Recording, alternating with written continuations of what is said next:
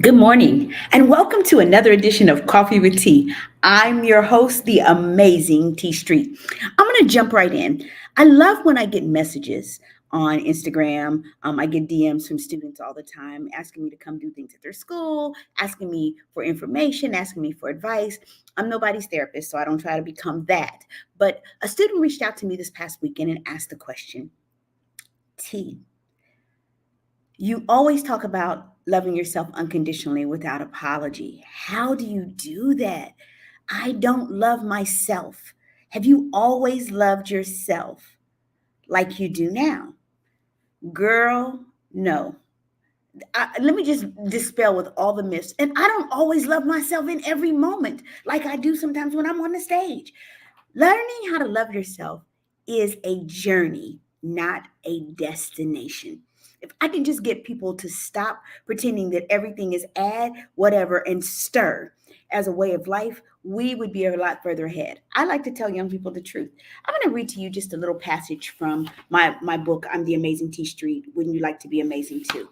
Um, I say, growing up poor, voluptuous, black, female, and just plain different, it is easy to understand why learning to love myself unconditionally and without apology might be a mammoth task of proportion. Having spent most of my life succumbing to the limitations and definitions placed on me by a society that does not value 90% of who I am, it should be easy to understand why I believe that getting to a place where I am truly comfortable in my own skin is a journey and not a destination.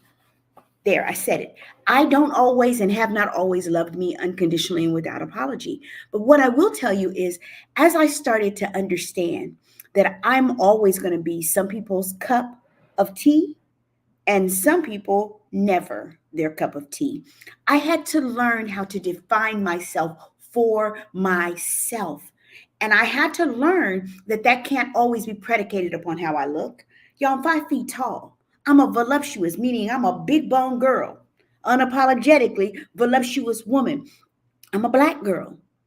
I got a whole lot of things that are not necessarily always valued by our larger society. So I had to learn how to figure out what the things were about me that I loved, that no one could take away. And they could not be predicated upon my physical carcass because guess what, y'all? Looks fade. There are people who came into the world tall and thin and beautiful, and they old and voluptuous like me. So I just want you to be clear that no, I've not always loved myself unconditionally without apology. And there are days when I still struggle to love parts of me, but I never, ever, ever allow other people to define what it is about me that is lovable. Because there are parts of me that no one but me and God know.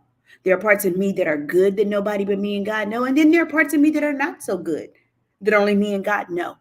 And so I hold on to the things that I love most about me.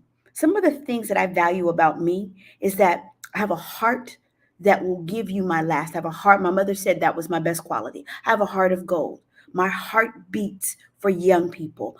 I love life, even when sometimes life is tricky and not always great. I love life. I had to learn to give myself affirmations when no one else does. I don't go fishing for compliments. I don't do those things because they're fleeting. What other people think about me change from day to day. Sometimes it's predicated upon what I do or don't do, what I say or don't say. But the things that I tell myself about me, I remind myself sometimes what God says about me, that I am wonderfully made. Regardless of how tall or how not tall I am, I have worth. I have value. I tell myself all the time, girl, you are amazing. Even if no one else believes it, believe it enough for you. So those are the things that I hold on to when I'm helping young people to learn how to love themselves. And I say to them, even if you get to the place where you love yourself, you have to choose every single day to love you. Every day I wake up and I choose to love me. Sometimes when other people don't, sometimes when other people do. In seasons when I'm dating, I got to learn how to love me. In seasons like now when I'm not, I got to learn how to love me. It cannot be predicated upon external factors. Loving you has to be something that is intrinsic to who you are. And it's a journey, not a destination. And even if you get to a place where you do, you got to visit that place every day and make a choice. Just like everything in life that's worth anything requires choice, so does choosing to love you. And so when you live in a world that won't always love you, why not at least choose to love you? I'm the amazing T Street. Here's what I know for sure and two for certain. There's nothing amazing in me that's not in each and every person that I encounter. The difference between me and others is that I choose to walk my amazing out. You can make that choice as well. Start by learning how to love you unconditionally and without apology. Have a great and amazing day.